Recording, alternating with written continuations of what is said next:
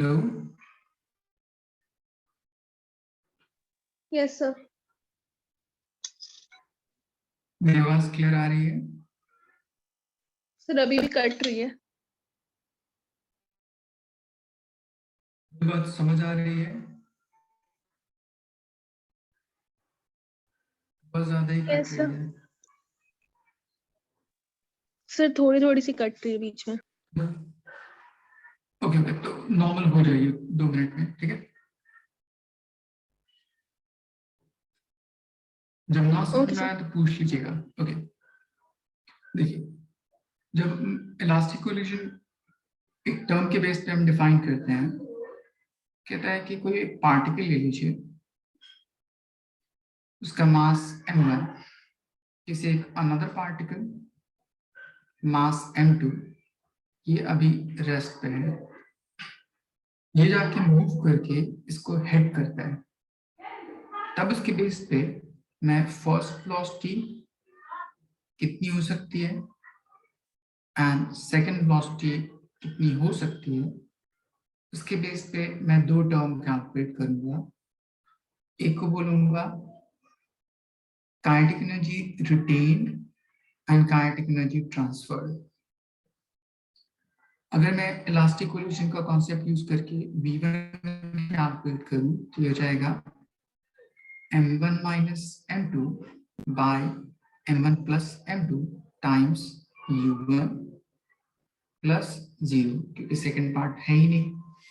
Similarly अगर आप v2 calculate कीजिए तो फर्स्ट पार्ट 0 हो जाएगा, 2 times of m1u divide by m1 plus m2।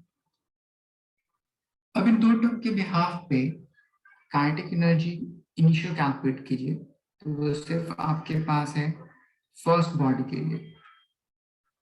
Kinetic energy first body की फाइनल कैलकुलेट कीजिए तो हो जाएगा half m1 v1 square. v1 की वैल्यू पुट कीजिएगा तो ये आपका आंसर आ जाएगा half m1 u square m1 minus m2 by m1 plus m2 उसका square. And similarly kinetic energy second object की फाइनल निकालिएगा तो हो जाएगा half m2 v2 square. v2 की वैल्यू इतनी है, पुट कर दीजिए तो ये पूरा टर्म आ जाएगा half m1 u square, common कर लिया तो आपके पास बच जाएगा 4m1 m2 by m1 plus m2 उसका स्क्वायर। अब इन टर्म से हमें कैलकुलेट करना है फ्रैक्शनल एनर्जी ट्रांसफर कितनी हो सकती है एंड फ्रैक्शनल एनर्जी गेन कितनी हो सकती है इस पूरे इंटायर टर्म में। तो पहला पूछा जाता है फ्रैक्शनल एनर्जी रिटेन्ड। रिटेन कौन करेगा? फर्स्ट बॉडी, तो उसका रेशियो कैलकुलेट कीजिए। तो फर्स्ट बॉडी की फाइनल एनर्जी ये, इनिशियल एनर्जी ये, दोनों को डिवाइड कीजिएगा तो ये टर्म आ जाएगा m1 minus m2 by m1 plus m2 उसका होल स्क्वायर। इसी टर्म में अगर मुझे परसेंटेज कैलकुलेट करना होता तो 100 से मल्टीप्लाई कर देता, परसेंटेज आ जाता। Next, fractional energy transferred calculate करना हो, मतलब इस फर्स्ट बॉडी ने कितनी एनर्जी ट्रांसफर्ड की सेकंड बॉडी के ऊपर, तो सेकंड बॉडी की kinetic energy final upon initial into 100। सो ये टर्म हो जाएगा 4m1 m2 by m1 plus m2 उसका होल स्क्वायर। मानसी यहाँ तक पूरा? No sir. सर ये वैल्यू कैसे आई फ्रैक्शनल एनर्जी? मैंने देखिए, पहला फर्स्ट बॉडी के पास एनर्जी जो बच गई है आफ्टर कोलिजन, उसको मैं बोल सकता हूँ रिटेन एनर्जी के रिस्पेक्ट में, इनिशियल के रिस्पेक्ट में। मैंने यहाँ पे निकाला kinetic energy final and kinetic energy initial, इन दोनों का रेशियो कैलकुलेट कर लिया।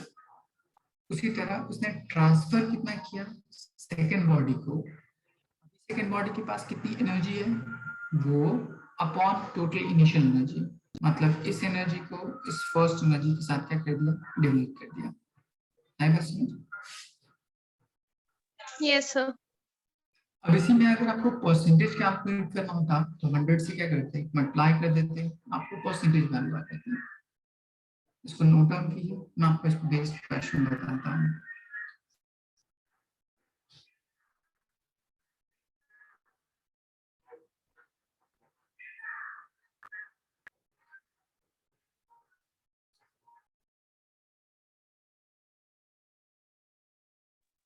Done sir.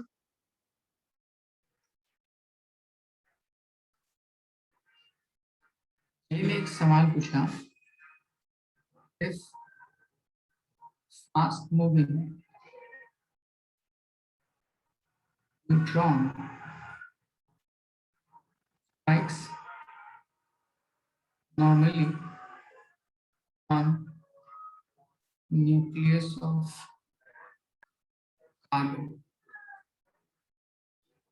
find percentage energy transferred। Solve करने की कोशिश कीजिए, कितना होता है।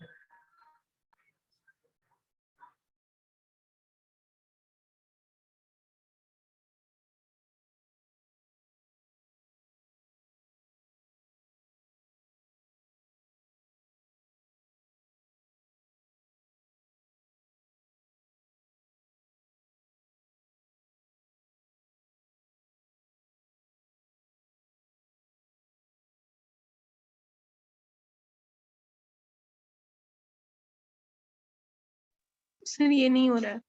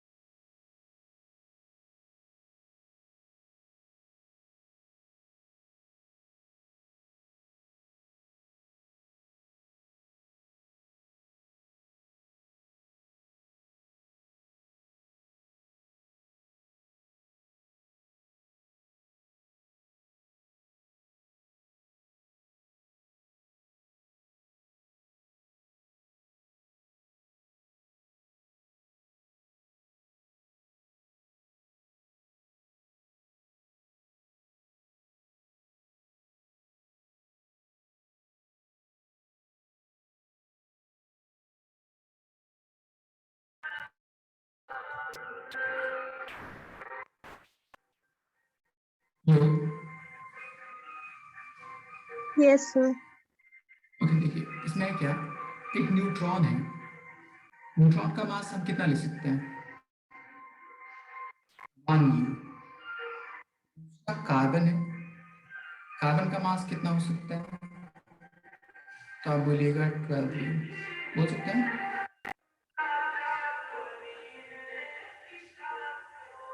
Yes sir. तो आपको N1 पता है, N2 पता है, मुझे कैलकुलेट करना है परसेंटेज एनर्जी ट्रांसफर। तो देखिए, परसेंटेज एनर्जी ट्रांसफर के लिए आप ये फॉर्मूला कीजिए, फिर से मल्टीप्लाई कर दीजिए। आएगा समझ? Yes sir.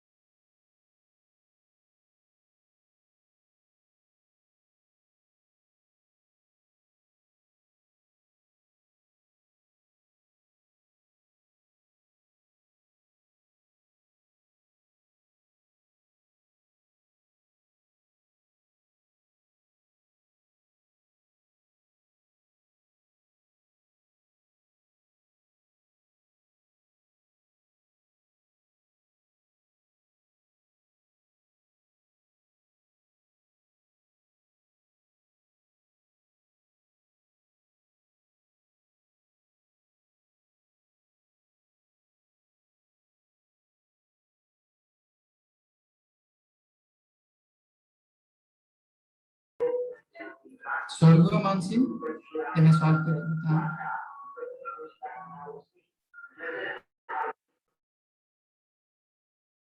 सर नहीं हुआ।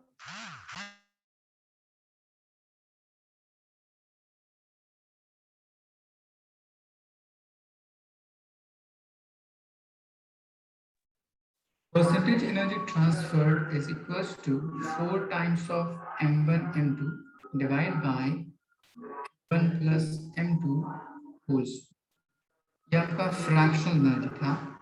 अगर मैं इसको 100 से मल्टीप्लाई कर दूं तो इसका परसेंटेज एनर्जी बोल सकते हैं।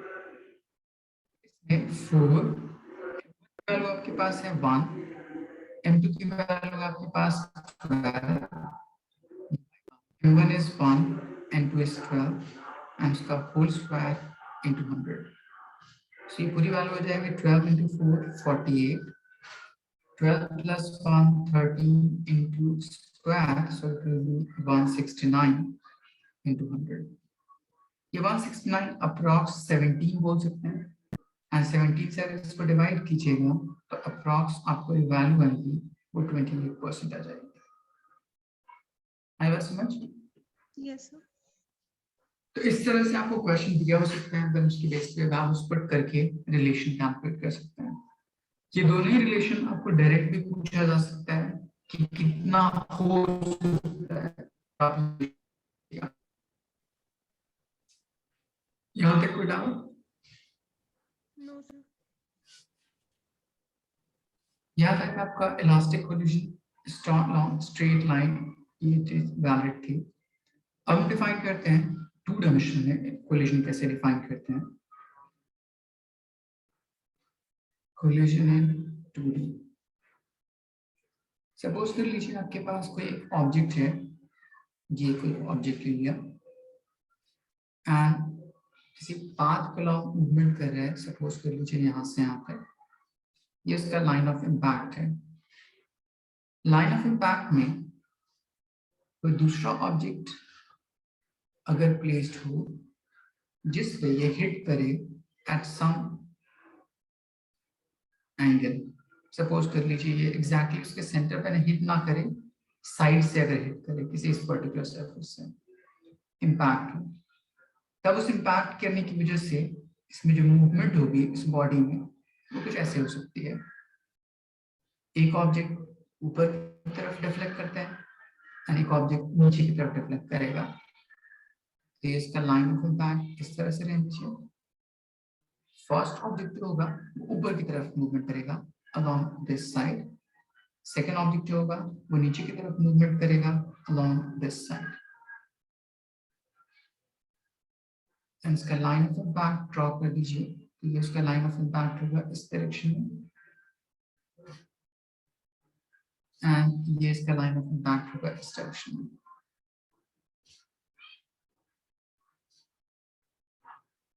अब देखिए इसके लिए अगर मैं कंपोनेंट ब्रेक करूं तो इसका मास मान लीजिए m1 मूव कर रहा है u1 वेलोसिटी से, इसका मास मान लीजिए आएगी ना जी सर, मतलब जब m1 वाला मास वाली बॉल m2 को हिट करेगी तो वो तो स्ट्रेट ट्रैवल करेगी ना। स्ट्रेट ट्रैवल कब करती? जब वो उसके हेड ऑन कोलिजन होती है, उसके सेंटर पे अगर हिट करती तब। ये सेंटर पे हिट नहीं कर रही है, उसकी साइड वाइज हिट कर रही है। साइड वाइज हिट करने की बेस पे, जैसे अगर ये बॉडी है, ये इसको हिट कर रही है इस पर्टिकुलर सरफेस पे, यहाँ पे हिट कर रही है, तो यहाँ पे हिट करने की वजह से वो साइड वाइज डिफ्लेक्शन होगा। तो ये जो ब्लॉक है इधर की तरफ मूवमेंट करने लगेगा एंड जो ऊपर वाला ब्लॉक है उस लाइन ऑफ इम्पैक्ट करने के बाद इधर की तरफ मूवमेंट करने लगेगा। आया समझ? Yes sir. इसी की वजह से यहाँ पे टू डायमेंशनल कोलिजन है उस पर्टिकुलर सिस्टम में। तो मान लीजिए इसका मास m2 और इसकी इनिशियल वेलोसिटी इस डायरेक्शन में u2। आफ्टर कोलिजन इन दोनों के इम्पैक्ट करने की वजह से इसको थीटा मान लीजिए, इसकी वेलोसिटी इस डायरेक्शन में v1, इसका मास m1। सो इसके दो कंपोनेंट हो सकते हैं, एक अलोंग दिस डायरेक्शन, तो इसको बोल सकता हूँ m1 v1 cos थीटा, और एक अलोंग दिस डायरेक्शन तो इसको बोल सकता हूँ m1 v1 sin थीटा।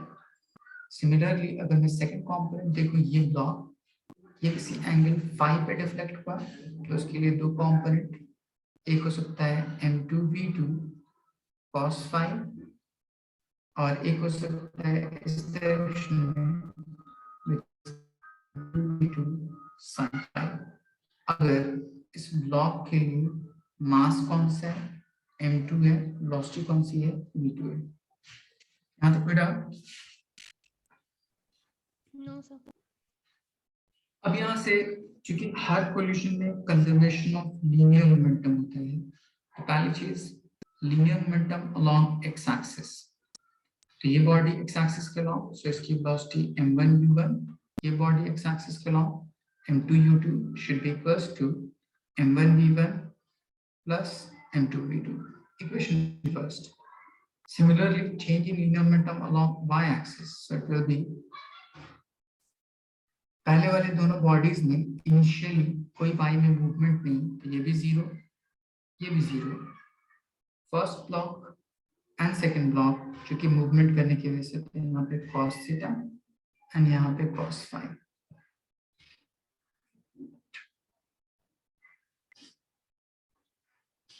ये टर्म हो जाएगा m1 v1 cos theta plus m2 v2 cos phi. दोनों ऑब्जेक्ट इनिशियली y के अलावा कोई मूवमेंट नहीं, तो दोनों का momentum zero zero. After collision first object movement कर रहा है m1 v1 sin थीटा से, and second object opposite direction में, so m2 v2 sin phi. Third term define करते हैं काइनेटिक एनर्जी के बेस पे, so kinetic energy initial m1 v1 square m2 u2 square, kinetic energy final m1 v1 square m2 v2 square. अगर सिर्फ elastic collision हो तो ये दोनों इक्वल होता है, अदरवाइज इनिशियल काइनेटिक एनर्जी हमेशा फाइनल काइनेटिक एनर्जी से क्या होती है, बड़ी होती है। आएगा समझ? सर क्यों होती है बड़ी? क्योंकि कुछ अमाउंट ऑफ एनर्जी लॉस कर जाएगी in the form of dissipative form of energy due to interaction, अगर इलास्टिक कोलिजन ना होता। आएगा समझ? Yes sir. इलास्टिक कोलिजन कैसे अप्लाई करूंगा, ठीक, उसके लिए मैं रिलेशन बताता हूँ। इन इलास्टिक कोलिजन कैसे अप्लाई करते हैं, कोएफिशिएंट ऑफ रेस्टिट्यूशन यहाँ पे कैसे लेते हैं, ये सारी चीजें अप्लाई करता हूँ। पहले इसको नोट डाउन कर लीजिए।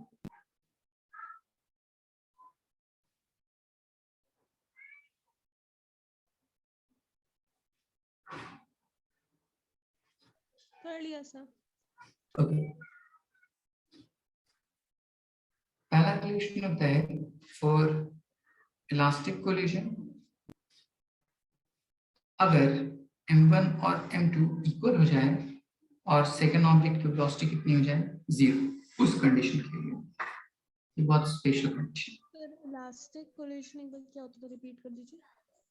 इलास्टिक कोलिजन जिसमें कोई एनर्जी का लॉस ना हो, जिसमें E कोएफिशिएंट ऑफ रेस्टिट्यूशन 1 के इक्वल होता था, तो उसको इलास्टिक कोलिजन बोलते हैं। Okay sir. सो इन नंबर्स को अगर पीछे वाले इक्वेशन इनपुट कीजिएगा तो आपके पास रिलेशन आ जाएगा u is equals to v1 cos theta plus v2 cos phi as equation first. Second equation हो जाएगा 0 is equals to v1 sin theta minus v2 sin phi, equation second. and third equation हो जाएगा u square is equals to v1 square plus v2 square as equation third. अब अगर मैं इन तीनों equation को simplify करूं, सिंप्लीफाई करने के बाद कुछ रिलेशन आता है। जब इन तीनों इक्वेशन को सिंप्लीफाई कीजिएगा एंड पुट कीजिएगा तो आपका रिलेशन आता है theta plus phi is equals to 90 degree. आई बस समझ? अब इस बेस जे में एक सवाल पूछा, आपने एक गेम देखा होगा, बिलियर्ड बॉल या स्नूकर, देखा है कभी? Yes sir. उसमें मैंने क्या कहा कि मान लीजिए मेरे पास ये लाइन ऑफ इम्पैक्ट है, यहाँ से कोई एक बॉल आ रही है, किसी एक बॉल को इस पॉइंट ने हिट किया, हिट करने के बाद अपने लाइन ऑफ इम्पैक्ट से 37 डिग्री इस डायरेक्शन में कोई पॉकेट था, उसमें ड्रॉप हो गया वो, ये फर्स्ट बॉडी इस पॉकेट में ड्रॉप हो गई। तो बताइए कि ये पर्टिकुलर बॉल इस डायरेक्शन में कितनी एंगल पे डिफ्लेक्ट करेगी। तो आप बोलिएगा कि स्नूकर गेम में जितने भी बॉल्स होते हैं सारे आइडेंटिकल बॉल होते हैं, मतलब सबका मास क्या होता है, इक्वल, एंड ये कोलिजन होती है वो ऑलमोस्ट इलास्टिक कोलिजन होती है। तो एग्जैक्टली क्या है, इस सिचुएशन को ओबे कर रहा है कि नहीं कर रहा? कर रहा है। तो मैं ये अप्लाई कर सकता हूँ theta plus phi is equal to 90 degree. So अगर एक बॉल डिफ्लेक्ट किया 37 डिग्री पे, तो second ball must be deflected at sir ये हमेशा होगा theta plus phi equal to 90 degree? अगर ये कंडीशन है तब हमेशा होगा।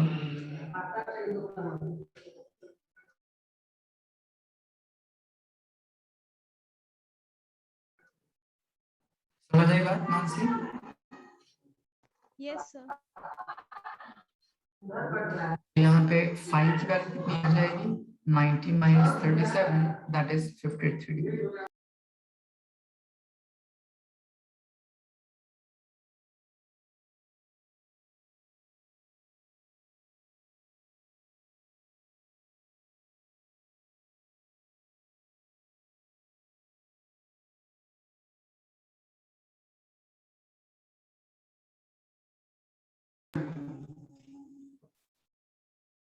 देख लिया मानसी?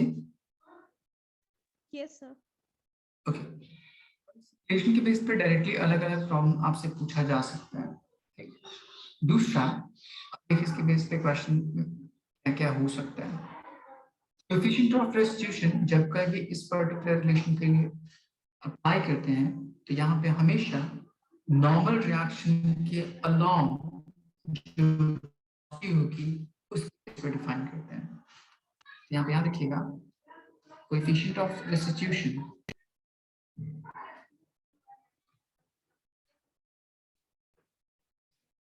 is defined along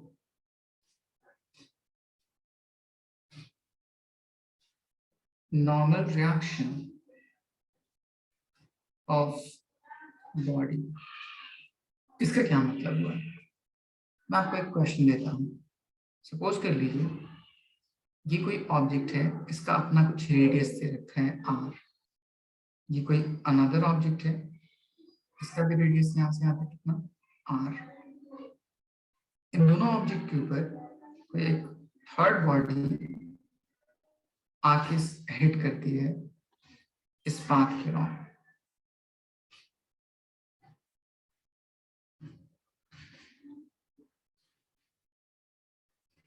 इस तरह से ऐसे आके हिट करती है, तब कहता है कि during this impact coefficient of restitution कैसे होगा, आप डिफाइन कीजिए। तो मैं इसको बताता हूँ कैसे आप सॉल्व कीजिएगा इस रिलेशन को। आप बोलिएगा ये आपका लाइन ऑफ इम्पैक्ट है,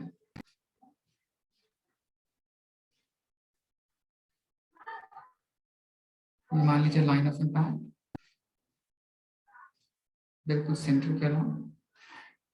तब उस लाइन ऑफ इम्पैक्ट के बेस पे जैसे वो हिट कर रही है उस दोनों बॉडीज को, उसके बेस पे देखने की कोशिश कर रहा हूँ कि क्या क्या हो सकता है। तो ये बॉडी इसको हिट की, तो उसका अगर मैं लाइन ड्रॉ करूं, इसके सेंटर को उसके सेंटर से ज्वाइन कर दूं, तो ये एक पाथ होगा जिस पाथ के अलॉन्ग इन दोनों बॉडीज का सरफेस परपेंडिकुलर टू इट क्या कर सकता हो, कोलाइड करता होगा। बोल सकते हैं? Yes sir. इसी तरह से कोलिजन हो सकती है। तो कोएफिशिएंट ऑफ रेस्टिट्यूशन डिफाइंड होता है नॉर्मल रिएक्शन ऑफ बॉडी जो कांटेक्ट में होता है उसके अकॉर्डिंग। मतलब ये हुआ कि जो फर्स्ट बॉडी है गिवन, उसका इम्पैक्ट अगर देखिए इस पाथ के अलॉन्ग, एंड अगर सेकेंड बॉडी मेरे पास, उसका इम्पैक्ट देखिए उस पाथ के अलॉन्ग जो कि इस पॉइंट पे था, नॉर्मल रिएक्शन दोनों के बीच पे, तब देखिए क्या होगा। तो इसका एक कंपोनेंट इस डायरेक्शन में मुझे चाहिए, तो उसके लिए आपको थीटा चाहिए। सो मान लीजिए इस पर्टिकुलर डायरेक्शन में वो इनिशियली मूव कर रहा था, सो उसके लिए एक कंपोनेंट इस डायरेक्शन में, तो ये जो कंपोनेंट हो जाएगा इस फर्स्ट बॉडी की जो वेलोसिटी होगी इनिशियल, उसके cos थीटा पे। तो अगर फर्स्ट बॉडी इस डायरेक्शन में u वेलोसिटी से मूव कर रही थी, तो इस डायरेक्शन में इसका जो कंपोनेंट हो जाएगा वो हो जाएगा u टाइम्स cos थीटा। इसके इम्पैक्ट करने की वजह से ये जो बॉडी होगी वो इस डायरेक्शन में मूवमेंट करेगी विद सम वेलोसिटी v1। तो ये तो मेरे पास लाइन ऑफ इम्पैक्ट है। तो अगर आपको कोएफिशिएंट ऑफ रेस्टिट्यूशन लेना है तो आप कैसे डिफाइन कीजिएगा? बिफोर कोलिजन ये जो ऑब्जेक्ट मूव कर रहा था वो सिर्फ इस पाथ के अलॉन्ग मूवमेंट कर रहा था, इसकी वजह से उसके पास इस पाथ के अलॉन्ग कंपोनेंट ऑफ वेलोसिटी कितनी हो सकती है हम वो डिफाइन कर सकते हैं। तो अगर मैं यहाँ से कोएफिशिएंट ऑफ रेस्टिट्यूशन डिफाइन करूँ तो E is equals to relative velocity of separation. तो सेपरेशन में आफ्टर कोलिजन अगर ये सारे आइडेंटिकल बॉडीज होंगे तो आफ्टर कोलिजन सिर्फ ये बॉडी मूवमेंट करेगी, ये बॉडी रेस्ट में आ जाएगी, या उसके बेस पे इसमें कितनी वेलोसिटी होगी, इसमें कितनी वेलोसिटी होगी आफ्टर कोलिजन, वो सारी चीजें गिवन होगी। हम निकाल सकते हैं v1 minus velocity of first body after collision, उसकी कुछ अपनी कुछ वेलोसिटी हो सकती है, divide by velocity of approach. तो ये इस बॉडी ने अप्रोच किया था इस बॉडी को which was initially at rest, so मैं लिख सकता हूं u cos theta minus c। आएगा समझ? हाँ जी, ये समझ आया मैंने क्या क्या लिया? यस सर, आ गया। ओके, तो जब कोई भी क्वेश्चन दे रखा हो इस टू डायमेंशन में और आपको कोएफिशिएंट ऑफ रेस्टिट्यूशन डिफाइन करना हो, तो पहले आपको एंगल कैलकुलेट करना होगा। एंगल कैलकुलेट करने के लिए अगर मैंने इसको थीटा मान लिया, इसका रेडियस अगर r दे रखा है, इसका रेडियस अगर 2r दे रखा है, तो टोटल सेपरेशन यहाँ से यहाँ पे कितना हो जाएगा 3r। परपेंडिकुलर की वैल्यू यहाँ से यहाँ पे कितनी हो जाएगी r। तो बेस की वैल्यू या थीटा की वैल्यू हम उसके बेस पे कैलकुलेट कर सकते हैं। तो डन।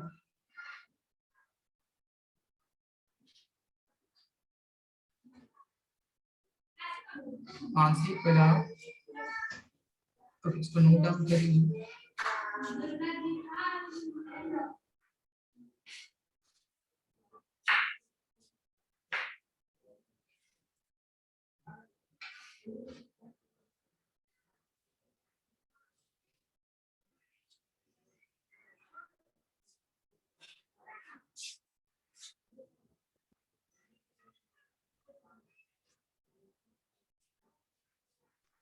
कर लिया सर। Okay. अब इसके बेस पे क्वेश्चन पूछा जाता है। देखो, एक क्वेश्चन होगा डीके करने के बेस पे। जैसे क्वेश्चन पूछा गया न्यूक्लियाई having mass 5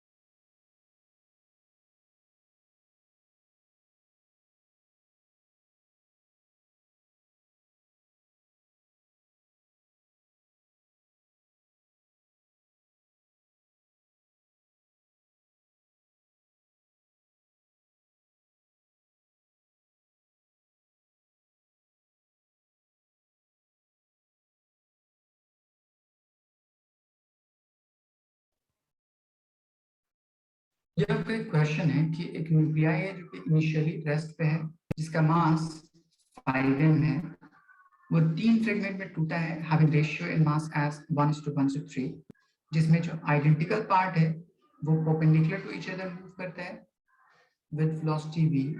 तो बताइए थर्ड पार्ट का वेलोसिटी कितना होगा and total internal energy of nuclei कितनी होगी, वो आप डिफाइन कीजिएगा। बताया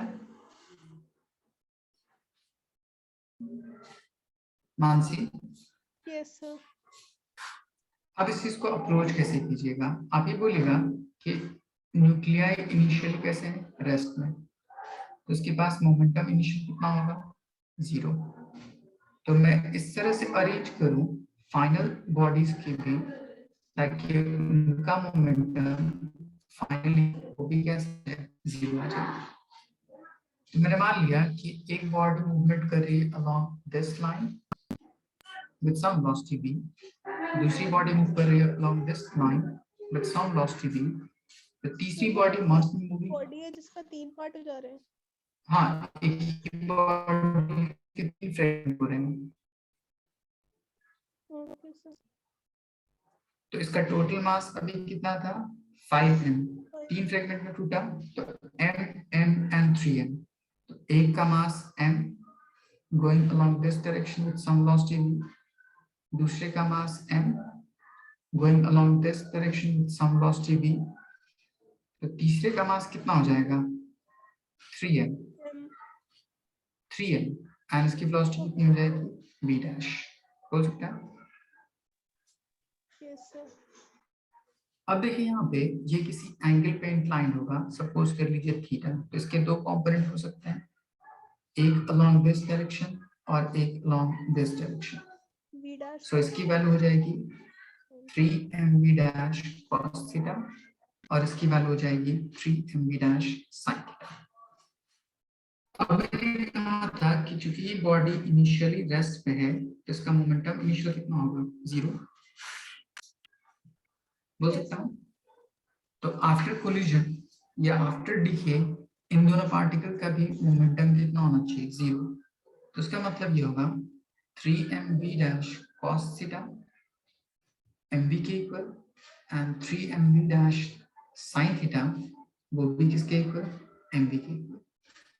दोनों को डिवाइड कर दीजिए, थीटा की वैल्यू आ जाएगी, थीटा की वैल्यू किसी एक टर्म में पुट कर दीजिए, mv के v डैश इक्वल की वैल्यू आ जाएगी, 0 के इक्वल होना चाहिए। एक x कंपोनेंट के इक्वल, ठीक है। 0 इसलिए होगा क्योंकि मोमेंटम का सम 0 है, तो ये अगर पॉजिटिव एक्स एक्सिस तो उसका मोमेंटम प्लस में, ये नेगेटिव एक्स एक्सिस तो उसका मोमेंटम माइनस में, दोनों का सम किसके इक्वल होना चाहिए, 0 के इक्वल, तो दोनों आपस में क्या होना चाहिए, इक्वल। ऐसा मतलब mv को क्यों इक्वेट कर रहे हैं इन दोनों को, समझ नहीं आ रहा।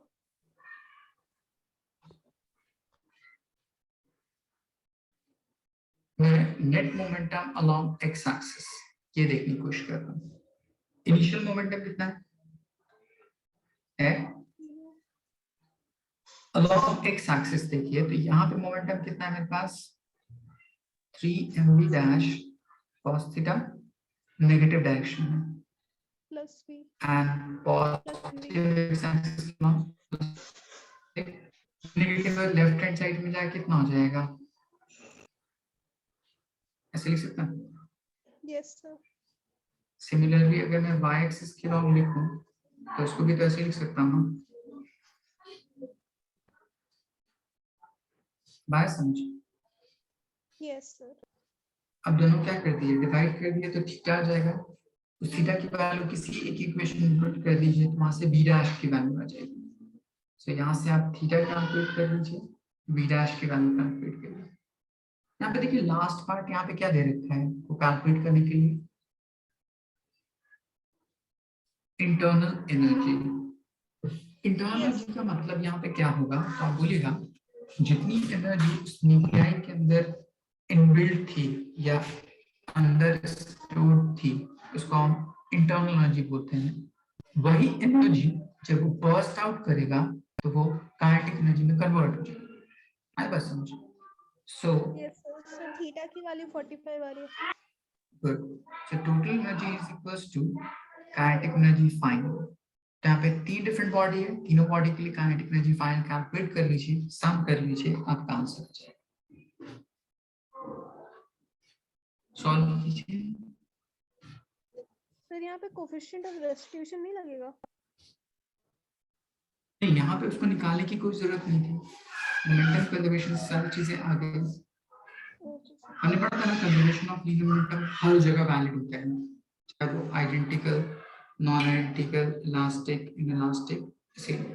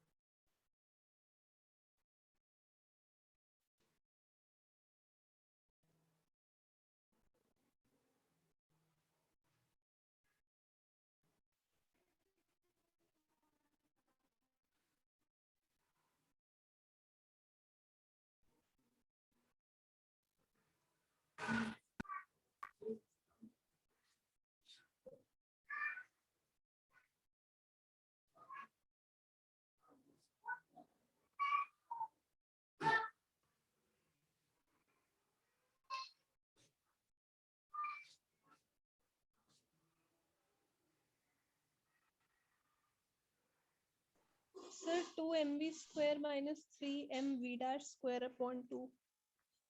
किस चीज की वैल्यू है? सर ये काइनेटिक एनर्जी है along x direction plus y direction. Just 1 minute.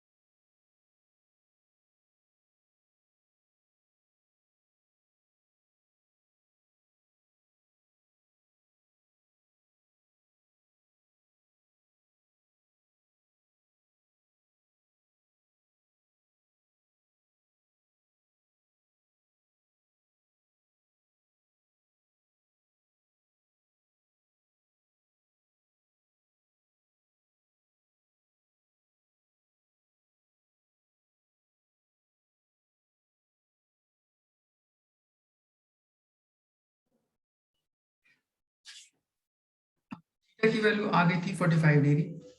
उस वैल्यू को आपने पुट किया किसी भी एक इक्वेशन में एंड वहां से वेलोसिटी कैलकुलेट कर लिया. नहीं सर मैंने तो kinetic energy half mv square लगा के तब किया. आपको तीनों की वेलोसिटी पता है? आपको क्या सर? तीनों की वेलोसिटी तो नहीं पता ना आपको पार्टिकल की?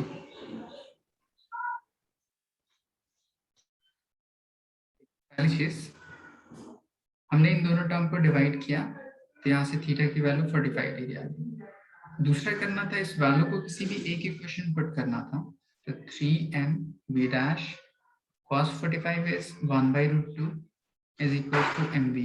mm cancel out, so v dash is equals to root 3 divided by 2 times v. अब मेरे पास इसके बेस पे काइनेटिक एनर्जी कैलकुलेट करनी थी, तो आपके पास 3 particle, half m v square, second particle half m v square, and third particle half m v dash square. So v dash की value root 3 by 2 times v square square. As such, yes sir. Kinetic energy कभी भी negative नहीं हो सकती क्योंकि scalar quantity होती होती है, तो इसलिए हमेशा पॉजिटिव लेते हैं। आया समझ? अब इनको सम कर लीजिए। सो mv स्क्वायर मैंने कॉमन कर लिया, हाफ हाफ सॉल्व कर लीजिए। एक minute,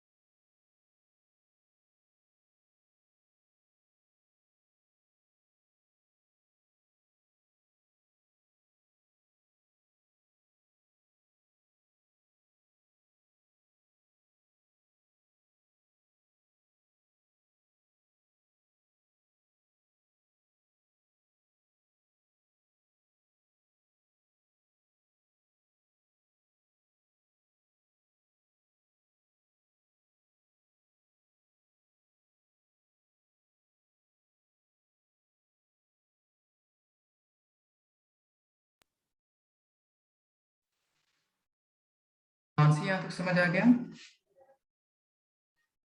yes sir, 7/12 MV square आ रहा है।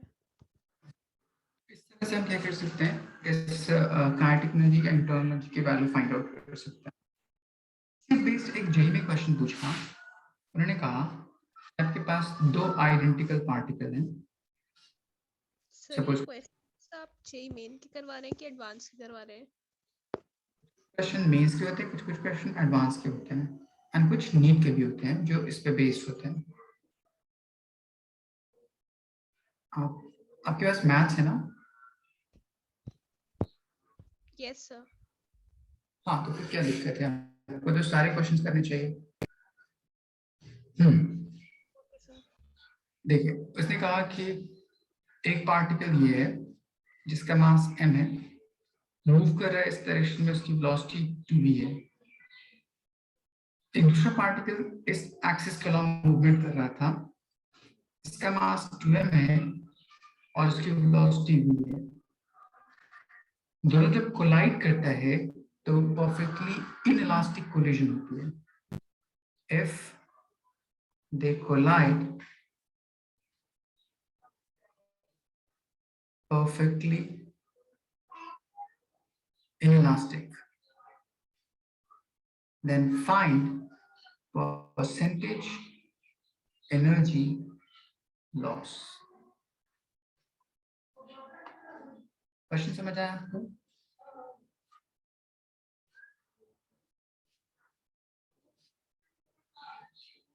मानसी, क्वेश्चन समझ आया? Yes sir. आपके पास दो पार्टिकल है, दोनों अलग X axis and Y axis पे अलॉन्ग मूवमेंट कर रहे हैं। आफ्टर कोलिजन, कोलिजन कैसा है? Perfectly inelastic. मतलब परफेक्टली इनइलास्टिक का दोनों स्टिक टुगेदर हो जाएगा। तो आफ्टर कोलिजन दोनों कंबाइन करके मास कितना हो जाएगा? m and 2m, so ये मास कितना हो जाएगा? 3m। वेलोसिटी इस डायरेक्शन में कितनी होगी? b dash. so यहाँ पे भी आप इसको मान लीजिए कितना? थीटा। इसके दो कंपोनेंट, तो ये कंपोनेंट इसके इक्वल होना चाहिए एंड ये कंपोनेंट इसके इक्वल होना चाहिए। तो वहां से थीटा निकल जाएगा एंड b डैश निकल जाएगा। आई बस समझ? Yes sir. सॉल्व कीजिए।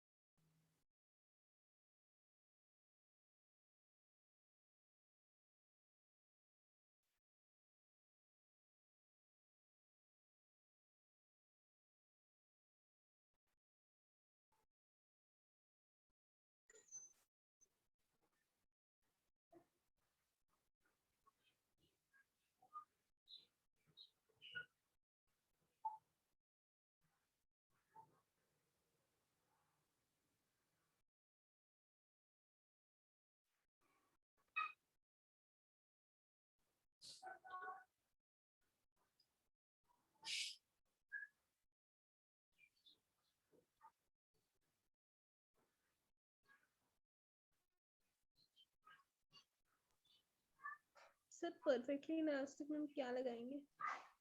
परफेक्टली इलास्टिक का मतलब होता है कि ऑब्जेक्ट को कोलाइड करने के बाद स्टिक टुगेदर हो जाता है, इसलिए मैं दोनों बॉडी का मास कंबाइन करके 3m लिख दिया। मैं बस समझ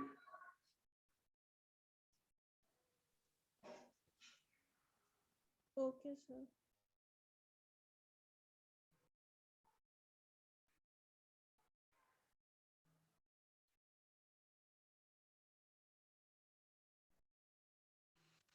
जब इसको कंपेयर कीजिएगा तो थीटा की वैल्यू आ जाएगी 45 डिग्री, ये दोनों टर्म इक्वल हो जाएंगे। वेलोसिटी v डैश सॉल्व कीजिएगा, m cos 45 root 2 root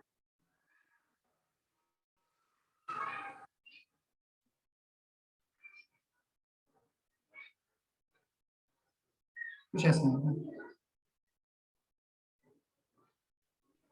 sir नहीं आया समझ। एक मिनट, आपने इसके दो कंपोनेंट लिए, एक इस डायरेक्शन में यस सर। तो हो जाएगा 3m v dash cos theta, और एक हो जाएगा 3m v dash sin theta. तो ये टर्म इसके इक्वल, ये टर्म इसके इक्वल। मास टाइम्स वेलोसिटी 2mv, मास टाइम्स वेलोसिटी 2mv, दोनों इक्वल है, इसलिए दोनों टर्म इक्वल होगा और डिवाइड कीजिएगा तो हो जाएगा 3mv dash sin theta divide by 3mv dash cos theta is equals to 2mv divide by 2mv, cancel out हो जाएगा तो थीटा की वैल्यू कितनी आ जाएगी 45 डिग्री। आया समझ?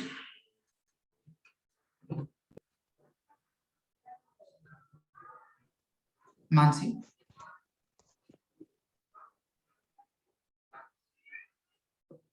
इस थीटा की वैल्यू को किसी भी एक इक्वेशन पर पूछिए।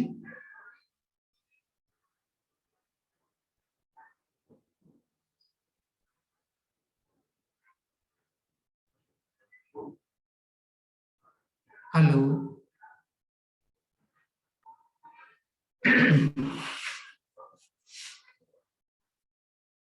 हेलो मानसी,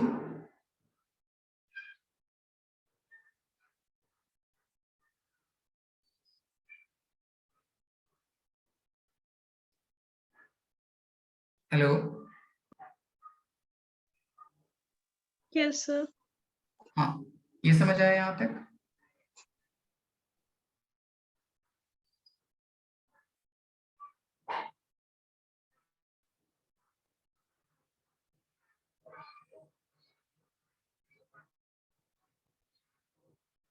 मानसी, ये समझ आया?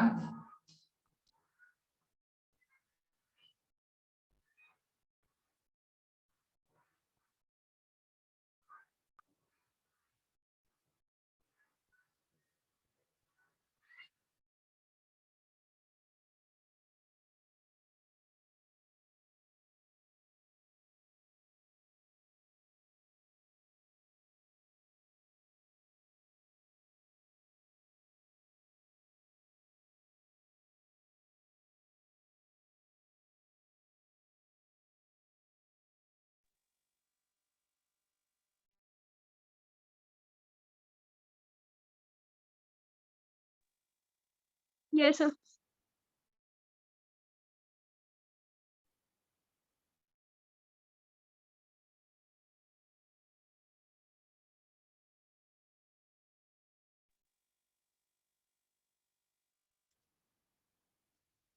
Sir, are you saying something? You're not audible.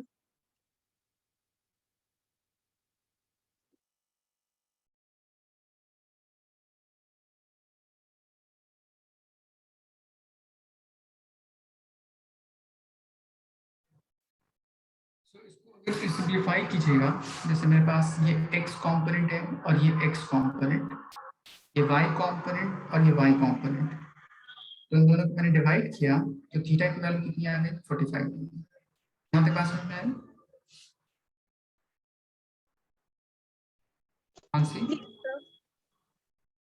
की वैल्यू को पुट कर दीजिए किसी भी एक एक्सप्रेशन में, 1/√2 सिंपलीफाई कर दीजिए तो v डैश की वैल्यू कितनी आ गई, 2√2 divide by 3।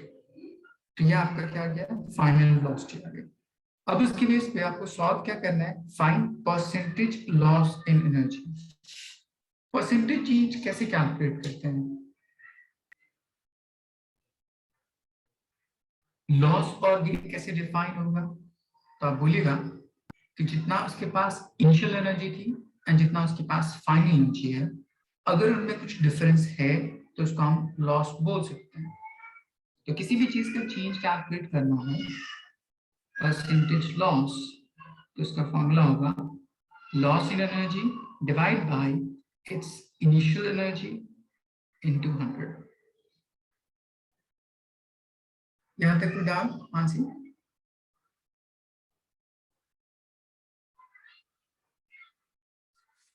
Hello, Yes, sir. यहां तक कोई डाउट? No, sir. ओके, अब काइनेटिक एनर्जी इनिशियल कैलकुलेट कीजिए।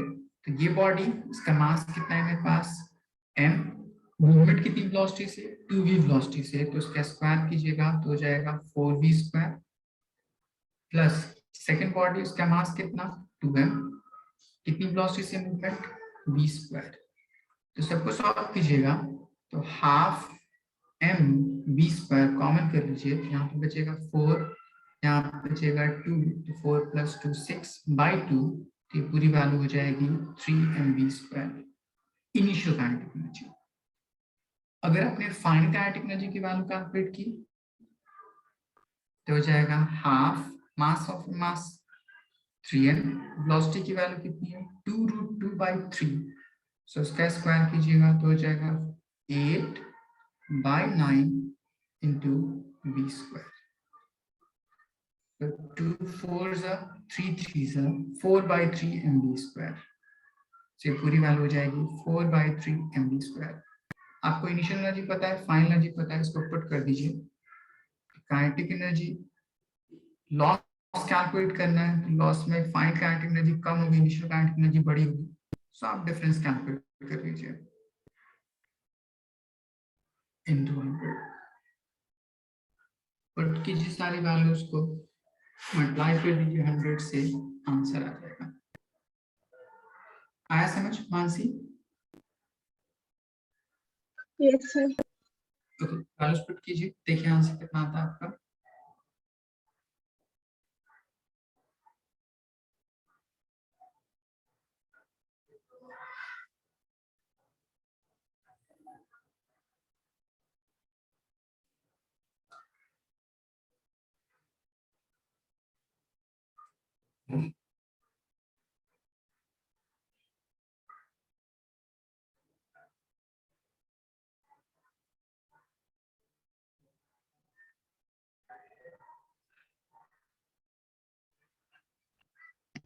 Sir, 500/3.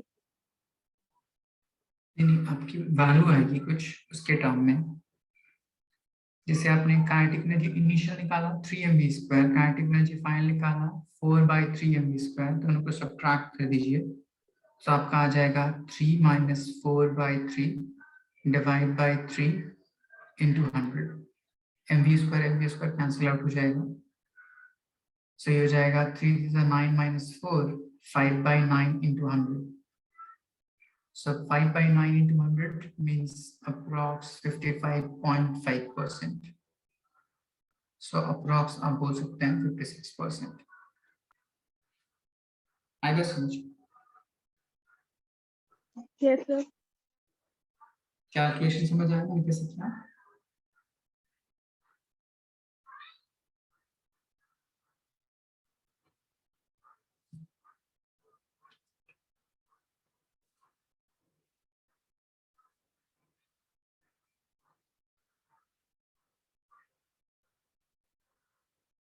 सो इसी तरह से अलग अलग टर्म में हम लोग प्रॉब्लम को चीजों को सॉल्व करने की कोशिश करते हैं।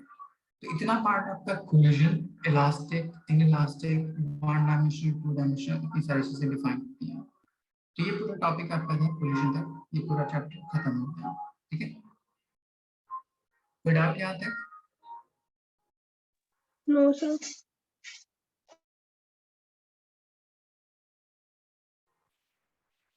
नेक्स्ट मैंने कहा था आपको सर्कुलर मोशन डिफाइन करने के लिए मोशन बताना था। क्या सर? सर्कुलर मोशन में पढ़ना था।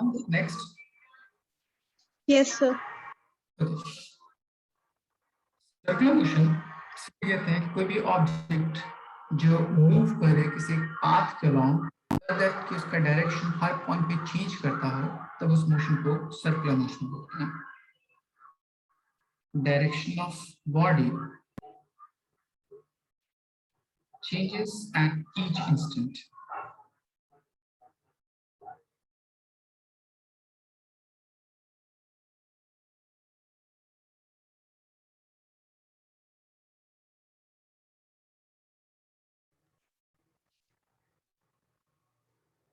ये सर्कुलर मोशन दो तरह से पढ़ते हैं। एक को बोलते हैं हम लोग यूनिफॉर्म सर्कुलर मोशन और एक को बोलते हैं हम लोग non uniform circular motion.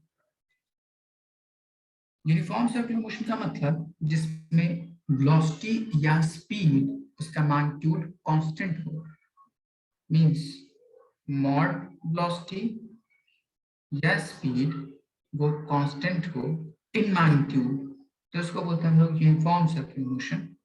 And जिसमें कांस्टेंट ना हो उसको हम लोग नॉन यूनिफॉर्म सर्कुलर मोशन बोलते हैं। वेलोसिटी का मैग्नीट्यूड या स्पीड इज वेरिएबल और चेंजेबल,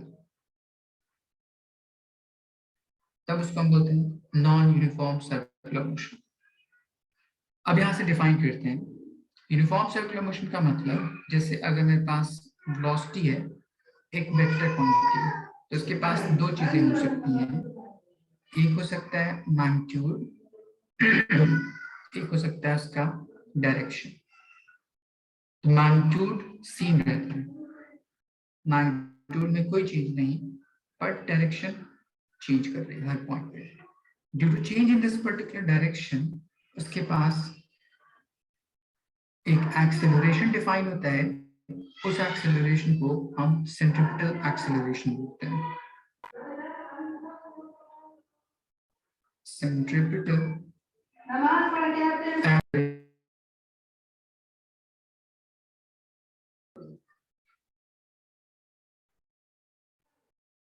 यहाँ तक बात सुनना है मानसी? मेरे पास वेलोसिटी, यस। उसके पास दो चीजें हो सकती हैं। मैग्नीट्यूड, उसमें कोई चेंज ना हो तो उसको हम यूनिफॉर्म सर्कुलर मोशन बोलते हैं। But during this uniform circular motion उसमें डायरेक्शन हर पॉइंट पे चेंज करता होगा, जिसकी वजह से एक एक्सेलरेशन डिफाइन होता है। उस एक्सेलरेशन को हम सेंट्रीपिटल एक्सेलरेशन बोलते हैं। जैसे सपोज कर लीजिए आपका सर्कुलर पाथ है, किसी भी एक इंस्टेंट पे अगर पार्टिकल किसी इस डायरेक्शन में, किसी दूसरे इंस्टेंट पे पार्टिकल का डायरेक्शन इधर की तरफ हो गया, यहाँ पे देखिए डायरेक्शन में चेंज हो रहा है हर पॉइंट पे। अगर मैं उसी पाथ को आगे की तरफ एक्सटेंड करूं, किसी पर्टिकुलर पाथ को पीछे की तरफ, यहां से पीछे की तरफ एक्सटेंड करूं और यहाँ से आगे की तरफ डिफाइन करूं, तो यह आपका डिफाइन हो रहा है, यहाँ पे उसके डायरेक्शन में चेंज आ रहा है।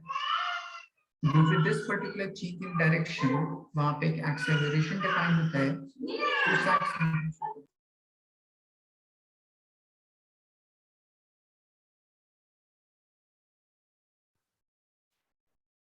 एक्सेलरेशन को सेंट्रीपिटल एक्सेलरेशन। सेंट्रीपिटल का मतलब होता है सेंटर, पिटल का मतलब होता है सीकिंग। मतलब इन दोनों का जो चेंज होता है वो centre of this circular path उसके अलोंग डायरेक्टेड होता है, इसलिए उस एक्सेलरेशन का नाम सेंट्रीपिटल है। जब इसकी वैल्यू डेराइव करते हैं तो उसकी वैल्यू आती है centripetal acceleration is equals to v square by r, या ऐसे जिसको लिख सकते हैं omega square times of r, या ऐसे जिसको लिख सकते हैं v टाइम्स ओमेगा। यहाँ तक कोई डाउट?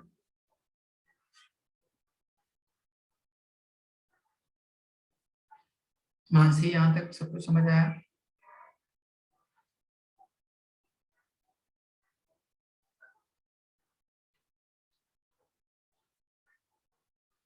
हेलो,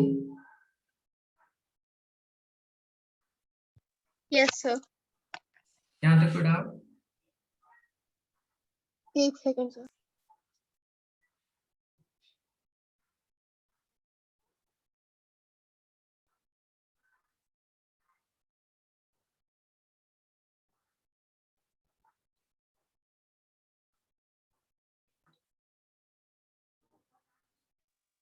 सर ओमेगा क्या है? ओमेगा उसको एंगुलर वेलोसिटी बोलते हैं। v जैसे लीनियर वेलोसिटी होती है, ओमेगा एंगुलर वेलोसिटी होती है। मैं अभी आपको डिस्क्राइब करूंगा आगे। Yes sir, written. ओके, अब देखिए यहाँ पे आपसे एक सवाल पूछा जाता है, क्या इस एक्सेलरेशन, जो सेंट्रीपिटल एक्सेलरेशन है, उसका डायरेक्शन फिक्स होता है या चेंज करता है? तो आप बोलेगा हर पॉइंट पे वो हमेशा सेंटर के अलोंग डायरेक्टेड होगा। तो इस पॉइंट पे इसका डायरेक्शन इसकी तरफ होगा, इस पॉइंट पे इसका डायरेक्शन इसकी तरफ होगा। तो आप बोलेगा direction of centripetal acceleration constant नहीं होता, वो डायरेक्टेड टुवर्ड्स सेंटर होता है, बट हर पॉइंट पे चेंज करता होता है। तो सेंट्रीपिटल एक्सेलरेशन सर इज, मतलब मैग्नीट्यूड? नहीं नहीं, मैग्नीट्यूड तो कांस्टेंट होती ही है, उसका सर तो क्या डायरेक्शन चेंज करना क्या, होता है? Direction direction. ओके देखिए सर। अगर मैं इस पॉइंट से देखूं तो लेफ्ट साइड में है, बट इस पॉइंट से देखूं तो वर्टिकली डाउनवर्ड जा रहा है, इस पॉइंट से देखूं तो स्लाइटली राइट साइड में है। ऐसा हो सकता है कि हर पॉइंट पे यस इसका सर। डायरेक्शन चेंज कर रहा है। तो ठीक। Directed towards centre, but direction change कर रहा है। अब मैं देखूं नॉन यूनिफॉर्म सर्कुलर मोशन में, तो वहां पे क्या हो सकता है? तो यहाँ पे उस वेलोसिटी की दो चीजें, एक मैग्नीट्यूड और दूसरा डायरेक्शन। तो यहाँ पे मैग्नीट्यूड भी चेंज कर रहा होगा, डायरेक्शन भी चेंज कर रहा होगा। मैग्नीट्यूड में चेंज होने की वजह से, मैग्नीट्यूड अगर चेंज करे तो इसकी वजह से एक एक्सेलरेशन होता है, उसका डायरेक्शन टैंजेंट ऑफ सरफेस के अलॉन्ग है, तो इसीलिए उसको हम टेंजेंशियल एक्सेलरेशन बोलते हैं। डायरेक्शन में चेंज होने की वजह से एक एक्सेलरेशन है, उस एक्सेलरेशन को हम सेंट्रीपिटल एक्सेलरेशन बोलते हैं। तो यहाँ पे जब कोई body non uniform circular motion होती है, तो वहां पे दोनों तरह का एक्सेलरेशन होता है, बोथ सेंट्रीपिटल एंड टेंजेंशियल, दोनों। यहाँ तक कोई डाउट?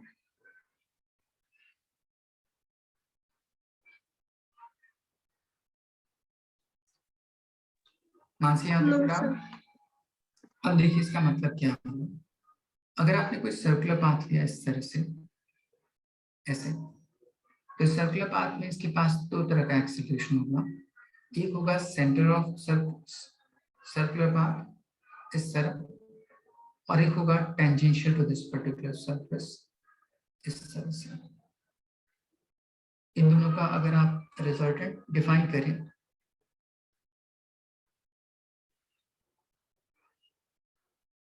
इन दोनों टर्म का अगर आप रिजल्टेंट कैलकुलेट करें तो कुछ इस डायरेक्शन में आएगा, नेट एक्सेलरेशन। तो इस एक्सेलरेशन को मैंने कहा सेंट्रीपिटल, इस एक्सेलरेशन को मैंने कहा टेंजेंशियल, इस एक्सेलरेशन को मैंने कहा नेट एक्सेलरेशन। ये नेट एक्सेलरेशन हॉरिजॉन्टल के साथ किसी थीटा एंगल पे इंक्लाइन होती है। सो यहाँ से अगर आप टेंजेंशियल कैलकुलेट कीजिएगा तो इसकी वैल्यू होती है dv/dt, और इसी चीज की वैल्यू होती है अल्फा टाइम्स रेडियस। अल्फा को बोलते हैं हम लोग एंगुलर एक्सेलरेशन, जो मैं आगे डिस्क्राइब करूंगा। सेंट्रीपिटल एक्सेलरेशन की वैल्यू हमने यहाँ से कैलकुलेट करी है, AC is equals to v²/r। अब इन दोनों टर्म को अगर मैं रिजल्टेंट कैलकुलेट करूं तो यहाँ से रिजल्टेंट की वैल्यू आ जाएगी, दोनों को सॉल्व करने के बेस पे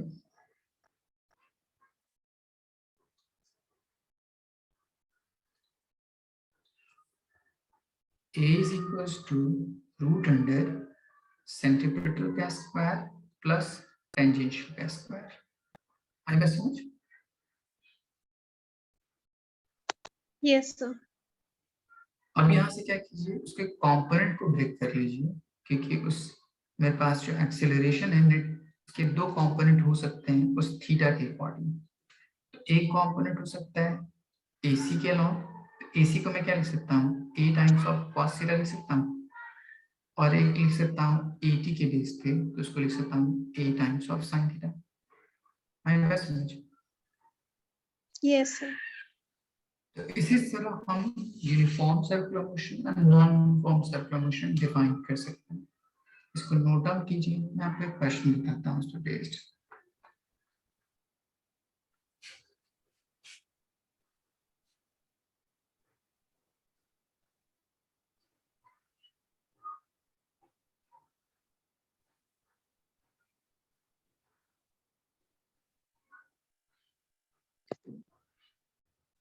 कर लिया सर।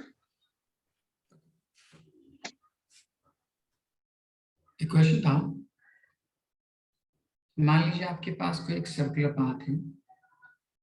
सर्कुलर पाथ में दो तरह का एक्सेलरेशन हो सकता है किसी बॉडी के लिए। एक हो सकता है सेंटर ऑफ सर्कुलर पाथ, जिसको हम सेंट्रीपिटल एक्सेलरेशन बोलते हैं। एक हो सकता है tangent to the circular path, इस डायरेक्शन में। दोनों का रिजल्टेंट हो सकता है किसी इस डायरेक्शन में, ऐसे। तब उसने क्वेश्चन कहा कि ये एंगल सपोज कर लीजिए 30 degree.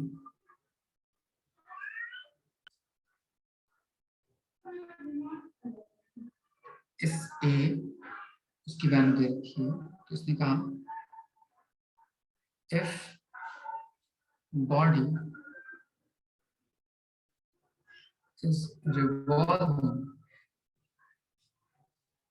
along circular path having radius 20 centimeter, for which A is 15 meter per second square, then find velocity of body at this instant.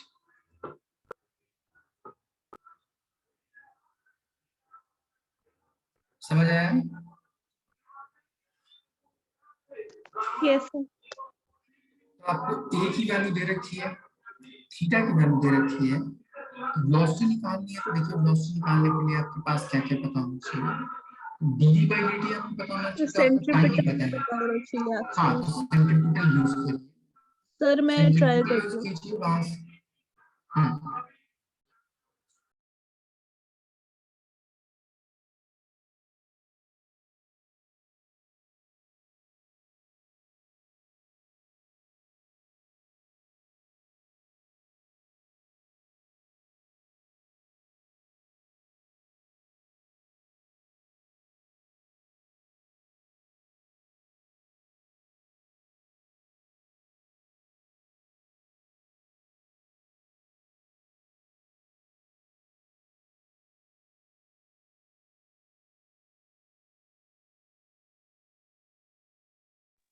Sir root 150।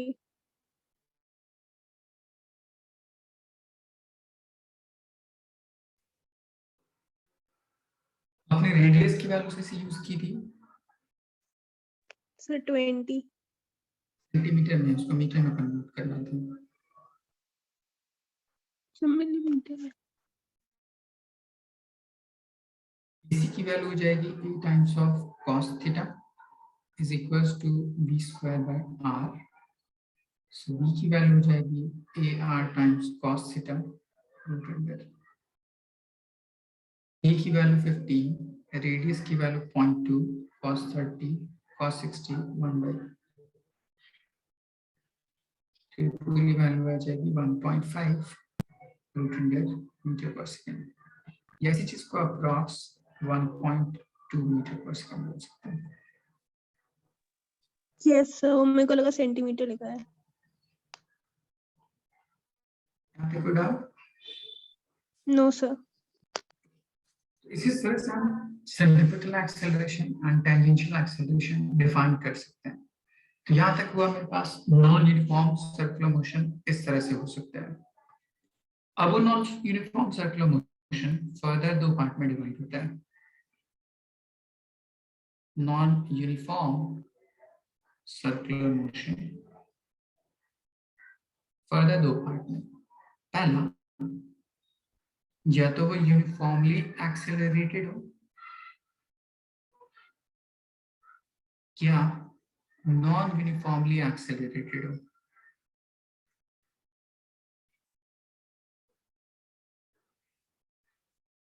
अभी पीछे तक मैं सिर्फ एक्सेलरेशन तक डिफाइन किया था। एक्सेलरेशन के बाद अब मोशन की अदर क्वांटिटीज को डिफाइन करनी है, तो उसके बेस पे कैसे सॉल्व करते हैं। तो या तो वो टर्म यूनिफॉर्मली एक्सेलरेटेड होगा, मींस एक्सेलरेशन कांस्टेंट होगा, तब उसके लिए हम क्या करते हैं, चीजों को रिलेट करते हैं। कुछ मेरे पास होता है ट्रांसलेशनल टर्म, एंड देन उसके बेस पे होता है कुछ term rotational term. Translational term में हम एल या एस यूज करते हैं डिस्प्लेसमेंट के लिए, इस टर्म में थीटा यूज करते हैं डिस्प्लेसमेंट के लिए। वहां पे यू और वी यूज करते हैं वेलोसिटी के लिए, यहाँ पे होता है ओमेगा नॉट ओमेगा वेलोसिटी के लिए। यहाँ पे होता है ए अल्फा और यहाँ यूज करते हैं अल्फा। तो इस तरह से दोनों के बीच में क्या होता है, रिलेशनशिप डिफाइन कर सकते हैं। How to interchange between one term to the other. पहला, अगर मैं थीटा डिस्प्लेसमेंट की बेस पे डिफाइन करूं, तो हमने theta is equals to length of arc by radius, so L is equals to theta into radius. उसी तरह वेलोसिटी इज इक्वल्स टू लिख सकते हैं ओमेगा इनटू रेडियस, और ए इज इक्वल्स टू लिख सकते हैं अल्फा इनटू रेडियस। यहाँ तक कोई डाउट? No sir. ये होता है उन दोनों के बीच में, जिन्हें एक टर्म से दूसरे टर्म में कन्वर्ट कर सकते हैं चीजों को। फिर होता है मेरे पास, इन सारी चीजों को सॉल्व करने के लिए इक्वेशन ऑफ मोशन डिफाइन करते हैं, क्योंकि यहाँ पे यूनिफॉर्मली एक्सेलरेटेड मोशन है, एक्सेलरेशन कांस्टेंट होगा उसके बेस पे। तो यहाँ पे हो जाएगा v is equals to u plus at as first equation of motion. So इसको आप ट्रांसफॉर्म कीजिएगा इस इक्वेशन में, तो ये हो जाएगा omega is equals to omega naught alpha into t. यहाँ पे हो सकता है s is equals to ut plus half at square. तो यहाँ पे हो सकता है theta is equals to omega naught plus half alpha t square. यहाँ पे हो सकता है v square is equals to u square plus 2 times of a into s। So यहाँ हो सकता है omega square is equals to omega naught square plus 2 times alpha into theta. यहाँ पे हमने पढ़ा था s n is equals to u plus a by 2 times 2n minus 1। So यहाँ हो सकता है theta n is equals to omega naught alpha by 2 times 2n minus 1। यहाँ तक पढ़ा? No sir. अब हम क्या करते हैं, इन दोनों टर्म में कुछ टर्म डिफाइन करने की कोशिश करते हैं कन्वर्जन के बेस पे। जैसे आपने पढ़ा होगा कन्वर्जन स्ट्रेट लाइन में किलोमीटर पर आवर मीटर पर सेकंड में कन्वर्ट करना, मीटर पर सेकंड को किलोमीटर पर आवर में कन्वर्ट करना, ये सारी चीजें। उसी तरह रोटेशन में भी कुछ कन्वर्जन होती है, जिसको एक टर्म से दूसरे टर्म में कन्वर्ट करने की कोशिश करते हैं। पहला, अगर आपको दे रखा हो रिवोल्यूशन पर मिनट, तो उसको बोलते हैं RPM। इसका मतलब होता है रेवोल्यूशन पर मिनट। तब हम क्या करते हैं, इस टर्म को नॉर्मल टर्म में कन्वर्ट करने के लिए 2 पाई बाई 60 से मल्टीप्लाई कर दीजिए, वो कन्वर्ट किस में कर जाएगा, रेडियन पर सेकंड में। आएगा समझ? Okay sir. दूसरा होता है नंबर ऑफ रोटेशंस कैलकुलेट करना। Number of rotations is equal to होता है थीटा और एक कंप्लीट रोटेशन में टोटल एंगल कितना होता है 2 पाई। तो इस तरह number of rotations find out कर सकते हैं। तो मेनली यही दो कन्वर्जन पूछा जाता है इन सारे टर्म्स में। तो यहाँ तक हुआ यूनिफॉर्मली एक्सेलरेटेड मोशन, हम इस तरह से फाइंड आउट कर सकते हैं। जब कहीं भी आपके पास नॉन यूनिफॉर्मली एक्सेलरेटेड मोशन हो तो वहां पे हम कैलकुलस मेथड यूज करते हैं। और कैलकुलस मेथड आपने शायद पढ़ा होगा डिफरेंशिएशन इंटीग्रेशन। जैसे अगर आपको इंस्टेंटेनियस वेलोसिटी डिफाइन करनी थी तो वहां पे dx बाई dt यूज करते थे। तो यहाँ पे भी instantaneous velocity d theta by dt इस्तेमाल करते हैं। अगर आपको कैलकुलेट करना हो एवरेज वेलोसिटी तो ये रिलेशन हो सकता है theta final minus theta initial by time final minus time initial. या इसको एक और तरह से सॉल्व कर सकते हैं omega times dt integration by dt integration.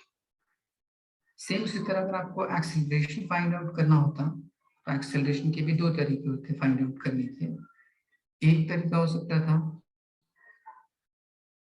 D omega by D T, कब? जब ओमेगा टाइम डिपेंडेंट फंक्शन होता है। और दूसरा फॉर्मूला होता है omega times D omega by D theta, कब? जब ओमेगा थीटा डिपेंडेंट फंक्शन होता है। आई बस समझ?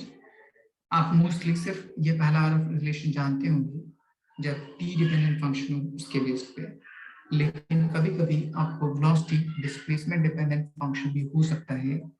आपने शायद मोशन स्ट्रेट लाइन में पढ़ा होगा, आपके पास वेलोसिटी 5 टाइम्स रूट एक्स, इसको मुझे सॉल्व करके लीनियर एक्सेलरेशन कैलकुलेट करना हो तो कितना होगा, ये जेईई 2015 में क्वेश्चन पूछा था। तो अगर आप वेलोसिटी पोजीशन डिपेंडेंट फंक्शन हो उसको कैसे सॉल्व कर सकते हैं, वो फॉर्मूला पता हो तब आप इसको सॉल्व कर पाते हैं, नहीं तो नहीं सॉल्व कर पाते। समझ? Yes sir. हाँ, तो इसलिए ये दोनों रिलेशन याद रखिएगा। तो जब कभी एक्सेलरेशन कैलकुलेट करना है चेक कीजिए कि वेलोसिटी टाइम डिपेंडेंट फंक्शन है या पोजीशन डिपेंडेंट फंक्शन है।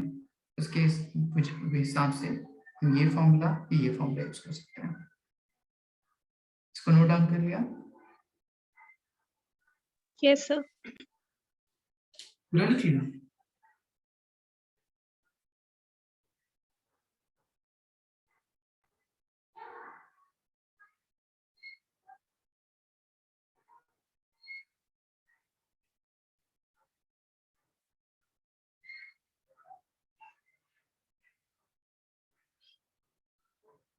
नाज़ी यहाँ तक कोई doubt? No sir. Okay, so इन सारी चीजों को रिवाइज कीजिए, इस पे बेस्ड प्रॉब्लम कीजिए। मैं नेक्स्ट क्लास में इस पे बेस्ड इसके एप्लीकेशन बताऊंगा एंड क्या क्या एप्लीकेशन होते हैं, जैसे कॉनिकल पेंडुलम, फिर होता है बैंकिंग ऑफ रोड, फिर उसके बाद होता है bending of cyclist, death bell, ये सारे अलग अलग एप्लीकेशन होते हैं सर्कुलर मोशन के। ठीक है, वो सारी चीजें मैं नेक्स्ट क्लास में बताऊंगा। ठीक है, फिर उसके बाद Yes. सेंटर ऑफ मास करेंगे। Okay sir, thank you. Okay, thank you.